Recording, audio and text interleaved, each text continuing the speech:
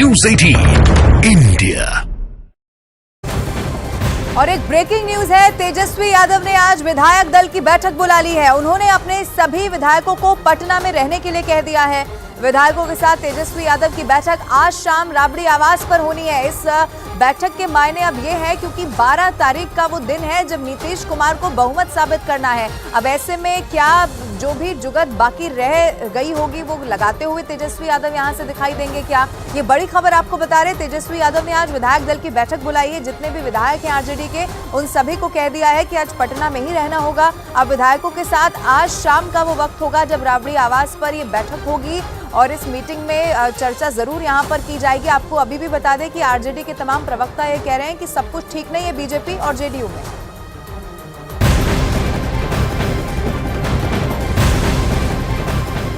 वहीं बिहार में 12 फरवरी को नीतीश को बहुमत साबित करना है और उससे पहले जेडीयू ने अपनी सभी विधायकों को एकजुट करने की कवायद भी शुरू कर दी है। जेडीयू ने अचानक से अपने सभी विधायकों को पटना बुला लिया है, जिसके बाद राजनीति गर्मा गई है।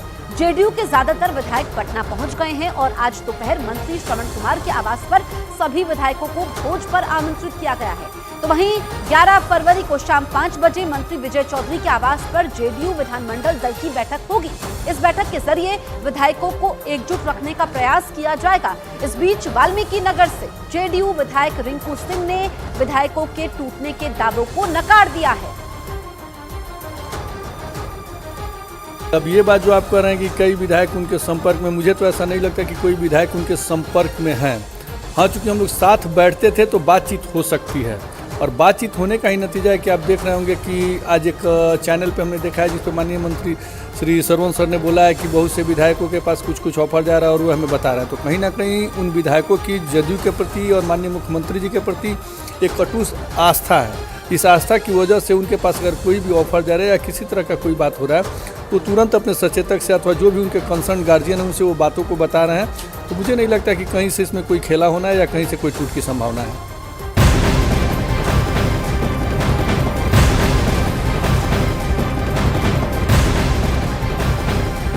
और इधर आरजेडी प्रवक्ता मृत्युंजय तिवारी ने बीजेपी और जेडीयू में सब कुछ ठीक नहीं होने का बहुत बड़ा दावा कर दिया है। मृत्युंजय तिवारी की तरफ से यह दावा किया गया कि 12 फरवरी को एनडीए के कई विधायक अंतर आत्मा से वोट करेंगे। सत्ताधारी दल के जेडीयू और बीजेपी के अपनी अंतरात्मा से 12 तारीख को फ्लोर टेस्ट में क्या करेंगे ये देखना होगा, लेकिन सब कुछ गड़बड़ है ये दिख रहा है। तो जो भी होगा 12 तारीख को फ्लोर टेस्ट में पता चल जाएगा। ये सरकार रहेगी या जाएगी ये अभी श्योर तो नहीं दिख रहा है। हमारे तेजस्वी यादव जी के शासनकाल के जो डिप्टी सीएम रहते हुए, सरकार में रहते हुए 17 महीने का काम है जो लंबी लकीर खींची काम का, वो एनडीए के 17 वर्षों के काम पर भारी है। कांग्रेस के विजय शंकर ने दावा यह किया कि 12 फरवरी को कुछ भी हो सकता है। उन्होंने दावा किया कि सरकार स्पीकर के लिए लाने वाले अविश्वास प्रस्ताव में गिर जाएगी। विजय शंकर ने कई विधायकों की कांग्रेस के संपर्क में होने का दावा भी कर दिया है। कांग्रेस बिल्कुल यूनाइटेडली अपने घटक दल आरजेडी, सीपीआई, सीपीएम माले के साथ है और पूरी तैयारी के साथ सरकार के जो विश्वास मत सदन में आया है उसको परास्त करने की हमारी कोशिश होगी। परिणाम कुछ भी हो सकता है, कांग्रेस नहीं टूटेगी। और उधर दूसरी तरफ जेडीयू ने कांग्रेस पर हमला कर दिया है। जेडीयू नेता नीरज सिंह ने कह दिया कि 12 तारीख को विश्वास मत वाले दिन खेला नहीं बल्कि मेला लगने वाला है।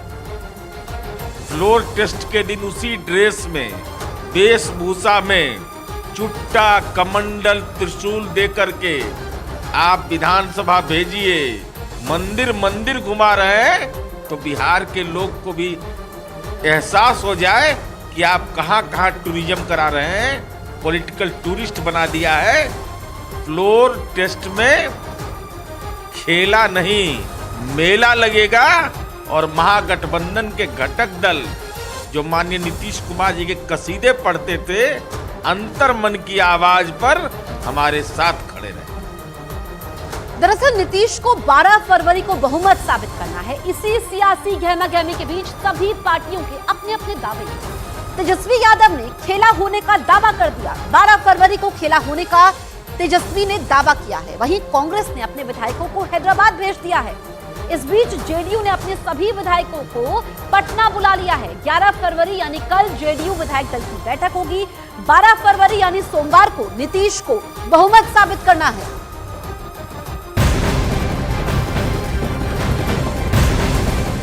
और एक और बड़ी खबर, देश के सबसे बड़े भारत रत्न सम्मान को लेकर सियासत अब बहुत तेज हो गई है। आपको बता दें कि कल प्रधानमंत्री नरेंद्र मोदी ने ट्वीट कर ये जानकारी दी थी कि पूर्व प्रधानमंत्री चौधरी चरण सिंह, नरसिम्हा राव और हरित क्रांति के जनक MS स्वामीनाथन को भारत रत्न मिलेगा। प्रधानमंत्री नरेंद्र मोदी ने तीनों शख्सियतों को देश का सबसे बड़ा नागरिक सम्मान देने की जानकारी सोशल मीडिया पर उनकी तस्वीरों के साथ साझा की थी। हालांकि पीएम मोदी के ट्वीट के तुरंत बाद सियासत अब तेज हो गई। जहां एक तरफ बीजेपी नेताओं ने सरकार के इस फैसले का खुले दिल से स्वागत किया, तो वहीं विपक्ष ने इसे वोट बैंक की राजनीति से प्रेरित बता दिया।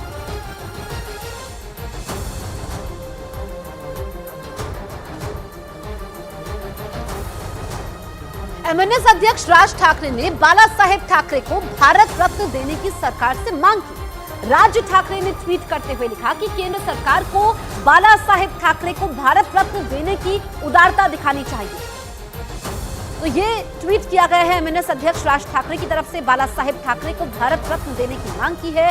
राज ठाकरे ने लिखा है कि केंद्र सरकार को बाला साहेब ठाकरे को भारत रत्न देने की उदारता दिखानी चाहिए, क्योंकि पिछले कुछ दिनों में अगर हम देखें तो 5 लोगों को भारत रत्न का ऐलान किया। कल पीएम मोदी ने ट्वीट किया जिसमें 3 लोगों का नाम है।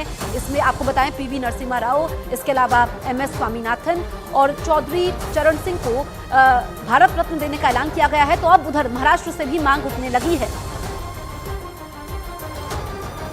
वहीं अरविंद केजरीवाल ने ट्वीट कर सरकार के इस फैसले पर खुशी जाहिर की है। उन्होंने ट्वीट कर लिखा, श्री PV नरसिम्हा राव जी, MS स्वामीनाथन जी और चौधरी चरण सिंह जी को भारत रत्न सम्मान मिलना देश और समाज के विकास में उनके योगदान को अमर कर देता है। तीनों ही महान शख्सियतों को सादर नमन। ये अरविंद केजरीवाल की तरफ से ट्वीट किया गया। जो भारत रत्न का ऐलान किया गया उस पर अरविंद केजरीवाल ने खुशी जाहिर की।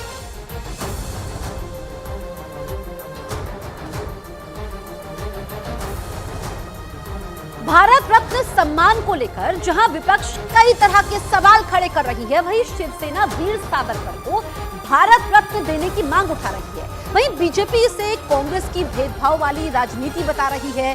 पीएम मोदी के सबका साथ सबका विकास के फॉर्मूले की बात कह रही है। ये कहूँगी कि तीनों को सम्मानित करना और भारत रत्न देना बिल्कुल सही डिसीजन है और उसका हम स्वागत करते हैं। साथ ही साथ हम प्रधानमंत्री जी को याद दिलाना चाहेंगे, हमारी भी महाराष्ट्र से एक मांग रही है कि वीर सावरकर जी को मिलना चाहिए भारत रत्न, वो अब तक पूरा नहीं किया गया है। भी का मिलना आई थिंक हम वेलकम करते हैं, पर ये उम्मीद करते हैं कि महाराष्ट्र से भी एक भारत रत्न जो हमारी मांग रही है उसको पूरा किया जाएगा। कि चुटकी लेने के लिए तो आप ले सकते हो, लेकिन तथ्यों की बात कांग्रेस को करनी चाहिए। जी का स्लोगन बड़ा साफ है, सबका साथ, सबका विकास, सबका विश्वास और सबका प्रयास। जो भी हमारी प्रतिभाएं नहीं हैं जिनने इस देश के निर्माण में योगदान किया है, कांग्रेस ने भले उस आधार पर कभी भेदभाव किया हो, लेकिन भारतीय जनता पार्टी की सरकार में, वो भी मोदी जी के नेतृत्व में, जो काम उनने किया है, मुझे लगता है देश का हर वर्ग सराहेगा।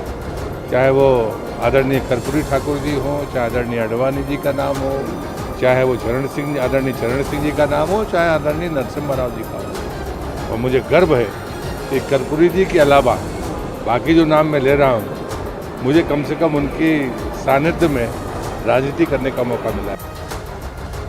वहीं समाजवादी पार्टी के नेता फखरुल हसन ने भारत रत्न सम्मान को लेकर बीजेपी पर राजनीति करने का आरोप लगा दिया। भारतीय जनता पार्टी अब भारत रत्न पे भी राजनीति कर रही है। आप अगर बिहार से देखिए तो कर्पूरी ठाकुर जी, उनको भारत रत्न दिया, लेकिन जाति जनगणना नहीं कराएंगे। आडवाणी जी के साथ किस तरीके का व्यवहार भारतीय जनता पार्टी का था, लेकिन वोट की राजनीति के लिए आडवाणी जी को भी भारत रत्न दिया। आज भी जो भारत रत्न दिए गए हैं 3, वो केवल वोट बैंक की राजनीति है।